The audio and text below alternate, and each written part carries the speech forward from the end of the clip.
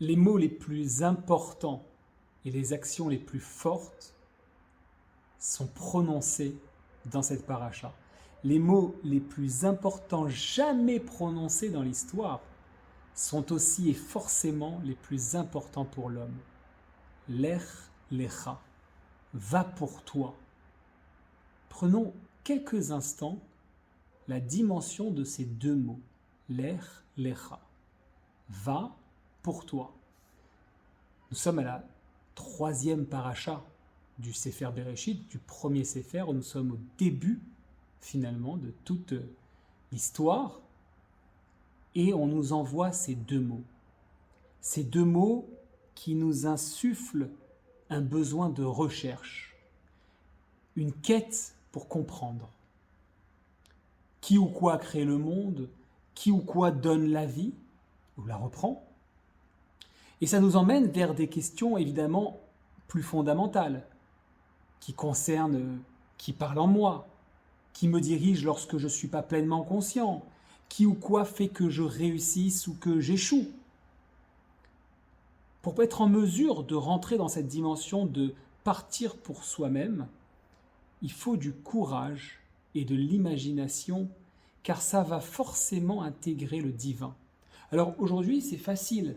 Aujourd'hui, même les scientifiques font leur mea culpa en disant oui, l'univers a une fin, donc s'il y a une fin, c'est qu'il y a un début, et donc c'est qu'il y a quelque chose au-dessus qu'on peut appeler divin. Bon, tout le monde a entendu parler.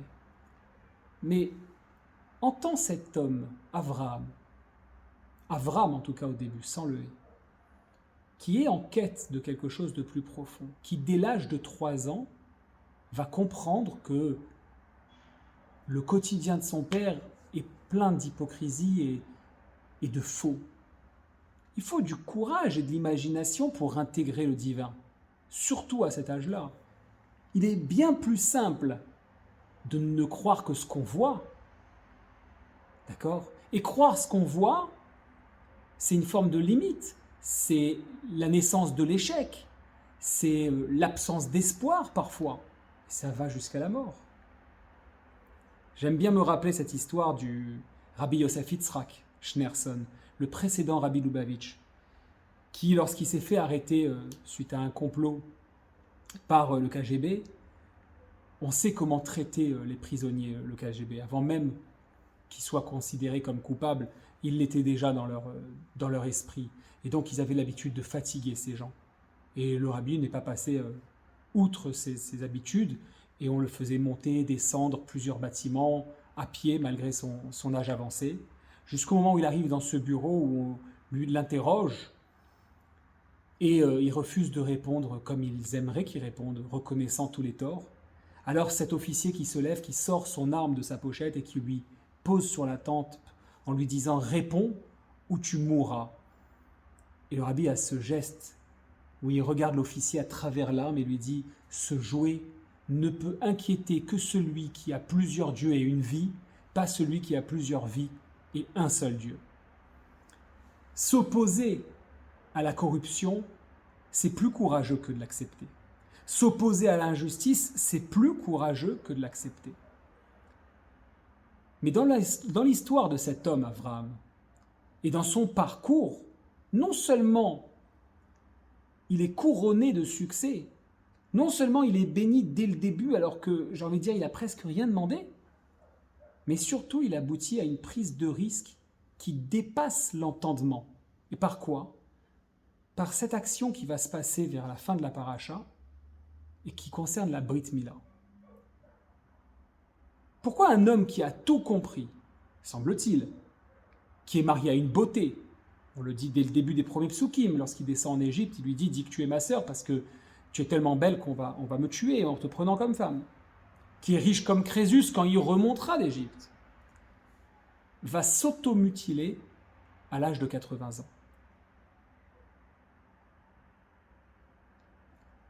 Chercher la conscience de Dieu dans la vie ordinaire, c'est une chose. Mais la conscience de Dieu trouvée dans la vie ordinaire est limitée au même titre que la vie en elle-même. Pour avoir une vie à 600 à l'heure, il faut user et prendre des risques. Il faut sortir de son confort. Alors, Abraham, il ne fut pas intimidé, même il fut intimidé de rien. C'est le premier activiste de l'histoire, c'est le premier influenceur, c'est le premier youtubeur de l'histoire. Il évolue au sein même des contemporains de son époque. Mais malgré tout, il était limité car il agissait qu'en son nom propre. Il exprimait sa perception uniquement. Et il fallait un peu plus. Il fallait transcender la réalité. Il fallait envisager qu'un Dieu puisse raisonner de façon permanente de la nature, dans sa vie et dans la vie en général. Abraham, à ce moment-là, il s'apprête à changer les règles. Il s'apprête à changer les règles du jeu pour toujours, en divulguant un Dieu accessible à tous ceux qui sont prêts à être sincères, intègres dans leur démarche de quête de recherche de lui. La Mila, elle a comme particularité de produire une modification dans le corps physique, pour toujours. Au même titre, un mot peut tuer, changer quelqu'un physiquement, voire l'anéantir. Le mot « He », du moins la lettre « He », impacte, par le changement du nom d'Abraham, elle impacte aussi l'individu. Tu remarqueras qu'il y a une particularité et un point commun entre la Mila, qui représente le mot, qui veut dire un mot en hébreu, et qui finit par la lettre He, qui aurait pu être Mila avec Aleph, mais non, c'est une Brit Mila avec un He, et ce He qui est employé, rajouté dans le mot d'Avram pour devenir Avraham. En devenant Avraham, il y a une alliance en fait, puisque c'est le « et » qui va changer le nom d'Abraham, qui va impacter cet individu dans toute son essence. Le nom de l'individu, il est étroitement lié à l'alliance. La preuve, c'est qu'au moment de la Brit Mila, on nomme aussi l'enfant. Et c'est au travers du nom que l'individu existe. Si on appelle un ami truc, machin, c'est à partir du moment où on le nomme que tout le nom prend sa dimension, l'individu prend sa dimension et existe. Prends la conscience de ce que je viens de dire. Arrêtons-nous un instant dessus. C'est au travers du nom, qui est un mot, que tu existes. Et cela ne s'arrêtera jamais. D'où tes premiers mots. Tu remarqueras et tu confirmeras ton existence. Et tu remarqueras qu'un enfant qui tarde à parler, par exemple, ou qui parle tardivement, c'est inquiétant. Par la suite, ta capacité à t'exprimer, à communiquer, fera de toi un grand homme. Ce sont tes mots qui te permettront de t'unir à ta femme. Areat mekudeshetli, sans cette phrase, le mariage n'est pas consommé, il n'est pas valide. Ce sont tes mots qui te permettront de fédérer, ce sont tes mots qui pourront créer des guerres, disons des batailles. Mais ce sont tes mots qui créera l'amour, qui créera la paix. Et c'est ce premier mot, ce nom intégré dans le nom d'Avram, devenant Abraham, qui va faire la différence. C'est toute la dimension du « et » qui prend part dans l'esprit de l'homme. Après être passé évidemment par l'Echlecha, parce qu'il fallait passer par là, qui fait que Dieu existe. Cette recherche, cette quête au plus profond a fait jaillir le « et ». Regarde la chronologie. On démarre avec l'Echa, il est jeune, Abraham à ce moment-là. Il rencontre la perception divine dans son essence, ça le ferait frissonner. Il comprend qu'il y a quelque chose, Dieu lui offre le He, il continue son chemin et il arrive à la Mila. Tu remarqueras que dans le monde, les choses les plus précieuses, elles sont enfuies. L'or, l'argent, le diamant, le pétrole, mais aussi notre cœur. Mais alors, pourquoi un signe distinctif comme la Mila? Parce que sans la Mila, finalement, on aurait pu croire, on aurait pu penser que Dieu pouvait exister de manière distante à nous, dans l'esprit. Pour autant, on a deux psukim qu'on a souvent vus ensemble qui est Veshachanti betocham, je résiderai parmi eux, et la Asot dira betartonim. Mais le monde le plus bas dans lequel nous vivons, le monde le plus bas que nous côtoyons, n'est-il pas finalement notre propre corps? Un corps limité de chair et de sang qui ne fait finalement que vieillir pour finir par mourir. L'alliance réside pour tous les Juifs dans l'acceptation de cette quête de Dieu, dans notre monde matériel d'abord et spirituel ensuite, mais les deux ensemble obligatoirement. C'est quoi le secret derrière la Mila dans notre quotidien? Eh bien, pour l'homme naissant, cet enfant, pour ce bébé, mais pour l'homme naissant, c'est un message puissant. Voici que tu réalises un commandement positif qui affecte ton corps physique, et cela à tout jamais. Sache que même si tu ne le perçois pas, chaque commandement affecte ton corps. Et là, je te parle à toi. Cette enveloppe qui limite ta lumière. Les commandements, du moins, te servent à vivre en harmonie avec ton corps et ta lumière. Autrement, soit tu vivras limité, enfermé dans ce monde physique, à le consommer, soit alors tu peux choisir de vivre totalement spirituellement, où ta lumière devra sortir pour retourner à sa source, et tu ne vas pas vivre très longtemps, ne supportant pas ce monde-là. Pour réussir ce travail, où on l'a dit, il faut absolument, obligatoirement être ensemble, l'âme et le corps, tu devras certainement vivre des étapes difficiles. Parce que finalement, c'est la vie. Des gênes, des inconvénients. On ne demande pas non plus des traumatismes absolus. Et c'est en arrivant à effacer ce ressenti physique qui se passe lors de la Mila, parce que l'enfant ne ressent pas réellement les choses. Et il n'en gardera pas un souvenir, que tu peux réussir dans cette vie. Lorsque le moment, l'étape difficile arrive et que tu es zorem, que ça coule sur toi, tu ne le ressens pas. Que tu peux réussir à réaliser ce mariage parfait où l'âme vit en harmonie avec le corps permet à l'âme de vivre. À 8 jours, tu y es arrivé. Alors, si tu l'as vécu une fois, tu peux le vivre plusieurs fois.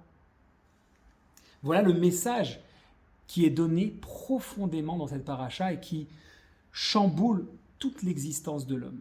J'ai envie de dire toute l'existence de l'humanité. Maintenant, regardons les choses. Je propose, c'est une invitation, un petit peu une surprise dans cette vidéo.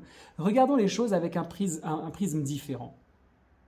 Dans ce premier passouk qui est donné, il y a quelque chose qui devrait te surprendre, ce qui m'a surpris. L'expression que je te montrerai, Asher Arecha, plus précisément, El Haaretz, vers la terre, Asher Arecha, que je te montrerai. Apportons un petit peu ici un sens caché, quelque chose de sympathique, de différent, pour mieux percevoir le sublime. Prépare-toi, ça va être sympa. À ce stade, d'accord, au moment où ça se passe, notre patriarche, ça ne s'appelle pas encore Avraham, il s'appelle Avram. Et Avram, c'est quoi? Ça peut se séparer en deux parties. Av et Ram. Le père et Ram qui veut dire élevé. Et c'est ici qu'on intègre un peu de Kabbalah. Dans les différents mondes de la compréhension de l'intellect, il y a un monde qui dépasse tous les autres, qui est Chochma.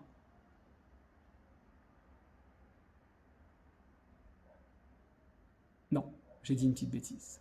Il y a un monde qui dépasse tous les autres, même Chochma, qui est Av Ram, qui est le Père élevé.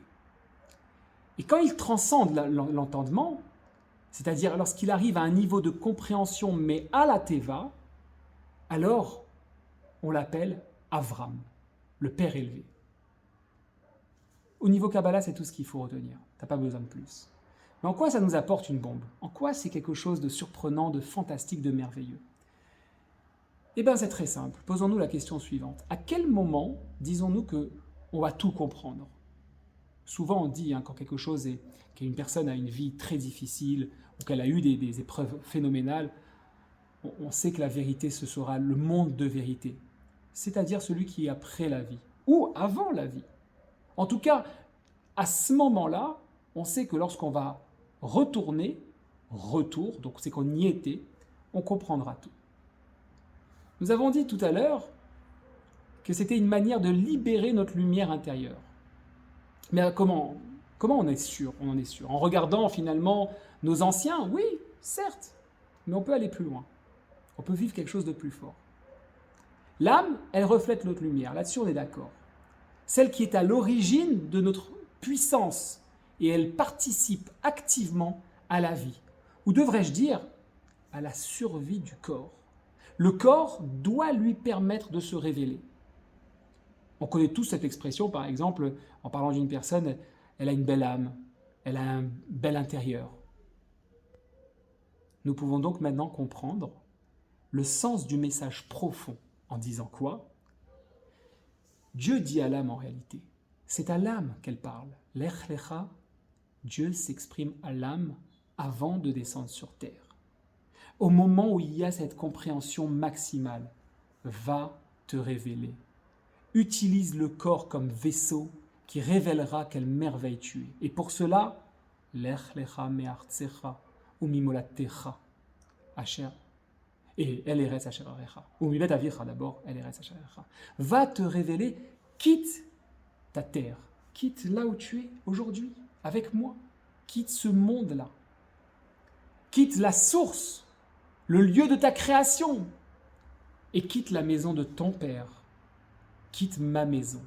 Notre maison où on est ensemble, descend, va, El Eretz Asher Arecha, va vers ce corps, va vers cette terre. Le corps d'Adam Arishon, le premier homme, n'est-il pas créé à travers la poussière de la terre? Va vers ce corps pour vivre la vie que tu dois vivre, pour te sublimer, celui que je te montrerai. À ce moment-là, on comprend la dimension de Asher Arecha. Ça prend un sens évident. Ça sera pour l'homme et pour le corps qui l'habite l'opportunité de mettre en évidence ce qu'il était, ce qui est réellement le cas, ce qu'est vraiment l'être, sa nature, son essence. Et c'est en révélant sa nature et son essence que l'on peut atteindre une élévation incomparable, maximale. Shabbat Shalom et à la semaine prochaine.